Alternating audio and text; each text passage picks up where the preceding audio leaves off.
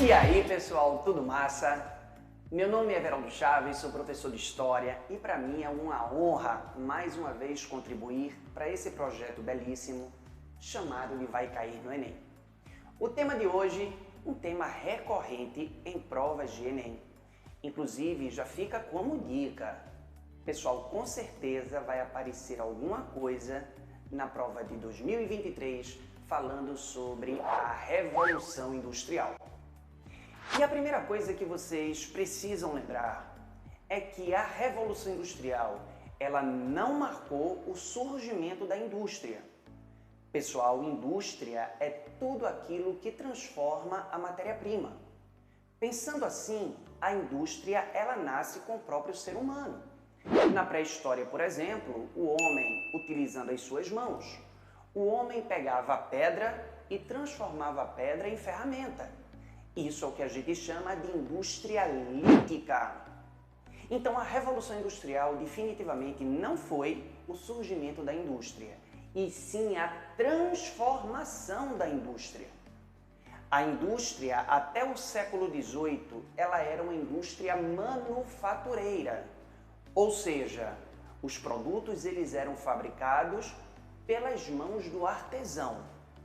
A partir do século XVIII, as mercadorias elas passaram a ser fabricadas, elas passaram a ser produzidas pelas máquinas. É o que a gente chama de produção fabril ou produção maquinofatureira.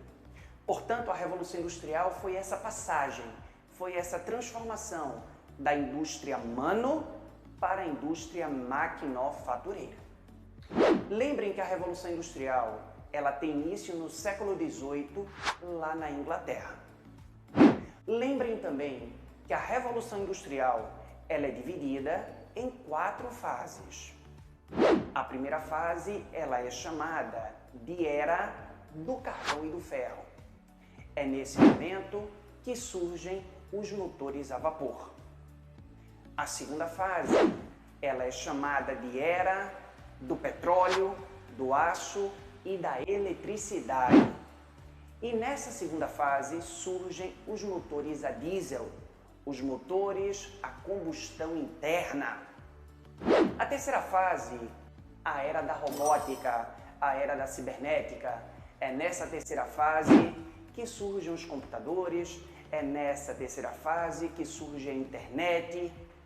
E a quarta fase é a que a gente vive hoje.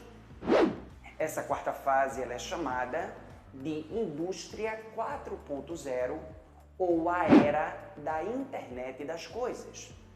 E o que marca essa quarta fase é a possibilidade da gente manipular máquinas através de aplicativos, através do celular. Mas pessoal, deixa eu dar uma dica para vocês.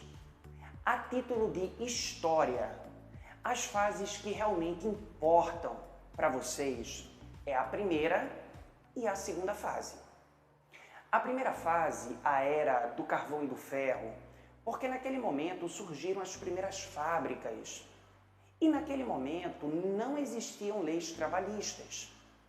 É naquela primeira fase que explodem os primeiros movimentos operários, como o ludismo, como o cartismo. Já a segunda fase, a Era do Aço, do Petróleo, da Eletricidade, essa segunda fase ela é bem importante porque os países industrializados eles necessitaram ampliar seus mercados consumidores. É nesse contexto que ocorre a famosa partilha afroasiática ou simplesmente o neocolonialismo. Neocolonialismo esse que fez com que surgissem 2 blocos de países, os países da Tríplice Aliança e os países da Tríplice Entente.